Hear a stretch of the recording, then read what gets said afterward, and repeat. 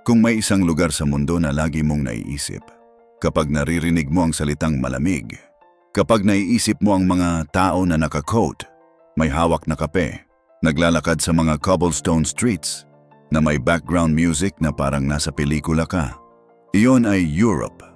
Ang kontinenteng kilala sa malamig na hangin, sa magagandang taglamig, at sa pakiramdam na kahit mahirap ka, parang mayaman ka kapag nandoon.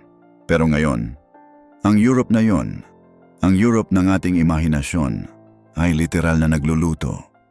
Dahil ang isang matinding heatwave ang tumama sa Europe at maraming lugar ang umabot o lumampas sa 40 degrees Celsius. Ang mga tao na sanay sa malamig na hangin ay biglang natagpuan ang kanilang sarili sa isang klima na parang may malaking plansa na nakadikit sa kanilang mukha. At ang pinakanakakagulat na bahagi, ang mga electric fan at aircon ay naubos na. Parang concert tickets ng sikat na artist. Agad na naubusan. Ngayon, sasabihin ko sa iyo ang buong kwento. Simulan natin sa eksaktong nangyari. Ang Europe ay tinamaan ng isang matinding heat wave na nagdulot ng mga temperatura na umabot o lumampas sa 40 degrees Celsius sa maraming lugar. Para sa atin mga Pilipino, ang 40 degree ay hindi na bago. Pero para sa mga taga-Europe, nasanay sa malamig na klima, nasanay sa mga temperatura na 15 hanggang 20 degree lang, ang 40 degree ay isang kalamidad. Pero narito ang bagay na nagpapabigat ng sitwasyon. Hindi lang ang init ang problema. Ang tunay na problema ay ang katotohanang ang Europe, ang mga bahay nito, yung mga gusali nito, yung mga sistema nito, ay hindi dinisenyo para sa init. Dahil ang normal na problema ng Europe ay malamig na taglamig. Ang mga bahay doon ay itinayo para mapanatili ang init sa loob, makapal na dingding, mahigpit na insulation, saradong mga bintana. Ang disenyo ng bahay ay para protektahan laban sa lamig. Kaya nang biglang tumaas ang temperatura, ang bahay na dating nagpoprotekta sa kanila laban sa lamig ay naging isang air fryer na may mortgage. Kapag pumasok ka sa loob, hindi ka sasalubungin ng malamig na hangin. Sasalubungin ka ng tanong, handa ka na bang maging lechon? Ngayon, pag-usapan natin ang pinaka-nakakagulat na reaksyon ng mga tao sa heatwave, ang panic buying ng electric fans at aircon. Ayon sa isang retailer, ang benta ng electric fans ay tumaas ng halos 3,000% kumpara sa nakaraang linggo. 3,000%, hindi 30, hindi 300, 3,000. At ang aircon, ang benta nito ay tumaas ng 100%. Ibig sabihin, doble ang nabenta nila sa loob ng ilang araw, kumpara sa normal na benta. At ang resulta, wala nang natitira. Naubos ang mga electric fan, naubos ang mga aircon. Ang mga tao ay naghahanap sa lahat ng tindahan, naghahanap online, naghahanap kahit saan. At narito ang pinaka-nakakatawa, pero nakakalungkot din, na bahagi ng kwento. Ang mga tao ay hindi na nagtatanong ng brand. Hindi na nagtatanong kung inverter. Hindi na nagtatanong kung ilang horsepower. Ang tanong lang nila, humihip ba ito? Kung ang sagot ay oo, bayad agad. Kahit may cartoon character ang design. Kahit parang tricycle ang tunog kapag number 3.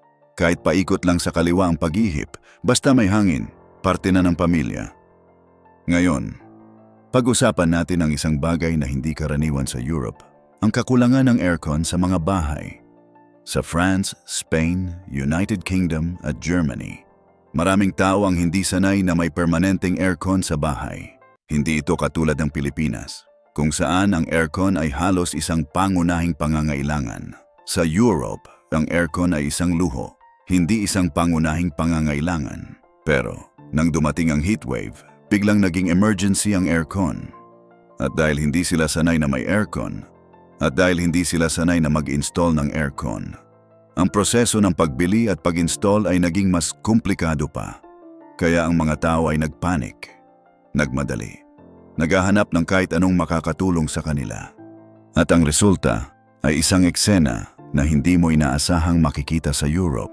Mga tao na nakatayo sa pila sa labas ng mga appliance stores, bago pa man magbukas ang tindahan. Mga tao na nagtatakbuhan sa loob ng mall.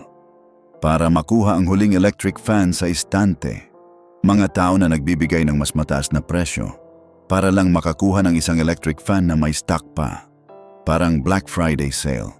Pero ang binibili ay hindi gadgets o damit, kundi hangin. Ngayon, pag-usapan natin ang isang bagay na nagpapaliwanag kung bakit ganoon kalala ang epekto ng heat wave sa Europe. Ang tinatawag na heat dome. Ang heat dome ay isang malaking takip ng mainit na hangin na nakulong sa isang lugar. Parang isang malaking kawali na ibinaba sa Europe at lahat ng nasa ilalim nito ay niluluto. Pero narito ang bagay na nagpapabigat ng sitwasyon. Ang init ay hindi agad nawawala. Ang malamig na hangin ay hindi agad pumapasok. Kaya, ang mga araw ng matinding init ay nagpapatuloy. At ang pinakamapanganib na bahagi, ang gabi. Dahil ang katawan ng tao ay kailangan ng oras para lumamig. Pero kung mainit pa rin sa gabi, kung ang unan mo ay parang pinainit ng bubong, kung ang electric fan mo ay parang humihip ng hangin mula sa exhaust ng bus, paano ka makakatulog? At iyon ang dahilan kung bakit ang heat wave ay hindi lang isang inconvenience. Ito ay isang tunay na panganib. Lalo na para sa mga pinaka-vulnerable, ang mga matatanda, ang mga may sakit sa puso, ang mga may problema sa paghinga, ang mga sanggol, at ang mga taong nag-iisa sa bahay. Dahil ang init ay hindi lang simpleng pawis. Kapag lumampas na ang temperatura sa kakayahan ng katawan, maaring magkaroon ng heat stroke. At ang heat stroke ay hindi lang isang sakit na maaayos ng isang baso ng tubig. Kapag masyadong mataas ang temperatura ng katawan, ang isang tao ay maaaring malito, mahimatay, mawalan ng malay, at maaaring mamatay kung hindi agad magagamot. Ngayon, pag-usapan natin ang mga konkretong epekto ng heat wave sa iba't ibang bahagi ng Europe. Una, ang mga red alerts na inilabas ng mga awtoridad. Sa maraming lugar sa Europe, ang mga awtoridad ay nag-issue ng red alerts na nagbababala sa mga tao na manatili sa loob ng bahay, uminom ng maraming tubig at iwasan ang labas sa araw. Pangalawa, ang mga saradong paaralan. Sa ilang lugar, ang mga paaralan ay isinara dahil ang mga silid-aralan ay masyadong mainit para sa mga bata. Isipin mo yon. Ang init ay nakakaapekto na sa edukasyon ng mga bata. Pangatlo, ang mga ospital na puno. Ang mga ospital sa ilang lugar ay nagsimulang maging puno dahil sa mga pasyenteng nagdurusa sa heat-related illnesses. Ikaapat, ang mga tren at tram line na naapektuhan. Dahil sa matinding init, ang mga rails ay nagsimulang mag-expand at ang ilang tren at tram line ay naapektuhan. Oo, kahit ang mga rails ay naapektuhan ng init. At ikalima, ang mga nasirang kalsada. Ang matinding init ay nagdulot ng pinsala sa ilang kalsada at ang mga serbisyo ay naabala. Ngayon, pag-usapan natin ang isang bagay na nagpapakita ng irony ng situation. Ang solution sa heat wave ay ang pagbili ng mas maraming aircon. Pero ang mas maraming aircon ay nangangahulugang mas maraming kuryente. At ang mas maraming kuryente ay nangangahulugang mas maraming stress sa power system. At kung ang pinagkukunan ng kuryente ay hindi malinis, kung ang emissions ay masyadong mataas, ang problema ng climate change ay lalala pa. At kung lalala ang climate change, ang mga heat waves ay magiging mas madalas, mas matindi, at mas mapanganib. Isang ikot na walang katapusan. Kaya sinabi ng mga eksperto na ang tunay na solusyon sa heat wave ay hindi lang ang pagbili ng aircon. Kailangan ng mas magandang city planning.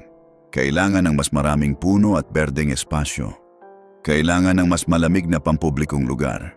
Kailangan ng mas handa na mga ospital. Kailangan ng mas matibay na mga bahay. At kailangan ng mas malinis na sistema ng enerhiya. Dahil ang heatwave ay hindi na lang isang summer news, ito ay isang babala. Ngayon, pag-usapan natin ang isang bagay na siguradong naiisip mo habang pinapanood mo ito. Hoy! Kami sa Pilipinas, sanay na kami sa init na ito. Tama, tayo ay sanay sa init. Tayo ay lumaki sa init. Tayo ay nagtrabaho sa init. Pero narito ang bagay na kailangan nating intindihin. Ang problema sa Europe ay hindi lang ang init mismo. Ang problema ay ang katotohanang ang kanilang mga bahay, ang kanilang mga sistema, ang kanilang mga ospital at ang kanilang pang-araw-araw na buhay ay hindi handa para sa ganitong uri ng init. Parang isang taong itinatapon sa boxing ring ng isang lasing na driver, hindi dahil mahina siya, kundi dahil hindi siya handa para sa laban. At iyon ang pinakaimportanteng aral ng heatwave sa Europe. Ang paghahanda ay mas mahalaga kaysa sa kakayahan. Kahit gaano kakalakas, kahit gaano kakahusay, kung hindi ka handa para sa isang bagay, maaari kang matalo. At iyon ang nangyayari sa Europe ngayon. Hindi sila mahina, hindi sila walang kakayahan, hindi lang sila handa. Pero sa gitna ng lahat ng seryosong usapan, may isang bagay na hindi natin maaaring hindi mapansin. Ang mga memes at jokes tungkol sa heatwave sa Europe ay naging viral sa buong internet. Maraming Pilipino ang nagsasabing, "Welcome to our world, Europe." Ngayon alam na ninyo kung paano kami namumuhay sa buong taon. Ang aircon namin, ang electric fan na may 3 bilis. At kahit nakakatawa ang mga memes, kahit tama na tayo ay sanay sa init, kailangan pa rin nating tandaan. Ang extreme heat ay may iba't ibang epekto sa iba't ibang lugar. Ang init na normal para sa atin ay maaaring maging mapanganib para sa isang lugar na hindi handa. At ang pagbabago ng klima ay nagdudulot ng mas matinding init, hindi lang sa Europe, kundi sa buong mundo, kasama na ang ating Pilipinas. Kaya ang mensahe ng heatwave sa Europe ay hindi lang para sa mga taga-Europe, ito ay para sa ating lahat. Dahil kung ang Europe na may mas advanced na teknolohiya, na may mas malaking budget, na may mas maayos na sistema, ay nahirapan sa heatwave na ito, ano pa kaya ang mangyayari sa atin? Ang Europe, ang kontinenteng kilala sa malamig na hangin, sa magagandang taglamig, at sa pakiramdam na kahit mahirap ka ay parang mayaman ka kapag nandoon, ay literal na nagluluto ngayon. Ang mga electric fan ay naubos na, ang mga aircon ay naubos na, ang mga ospital ay puno na, ang mga paaralan ay sarado na, at ang mga tao na sanay sa malamig na hangin ay nakatayo sa pila sa labas ng mga appliance stores, bago pa man magbukas ang tindahan, para makakuha ng kahit anong makakatulong sa kanila. Pero ang pinaka-importanting mensahe ng lahat ng ito, hindi lang ito tungkol sa electric fan, hindi lang ito tungkol sa aircon, hindi lang ito tungkol sa init, ito ay isang babala. Na ang panahon ay nagbabago, na ang mga lungsod ay kailangang mag-adjust, na ang ating planeta ay kailangan ng mas malaking pag-iingat. Kaya sa susunod na makita mo ang isang electric fan na natitira sa mall, sa gitna ng matinding init, huwag nang mag-isip pa, kunin mo na.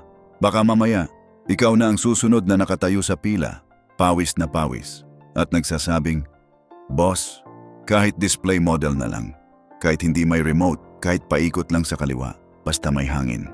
Dahil ngayon, hindi lang ugali ang kailangang palamig, ang planeta rin. Naramdaman mo na rin ba ang matinding init ngayon dito sa Pilipinas? Ano ang ginagawa mo para mapanatiling malamig ang iyong sarili? I-comment mo sa baba. At huwag kalimutang mag-subscribe para lagi kang updated sa aming mga kwento. Salamat sa panood.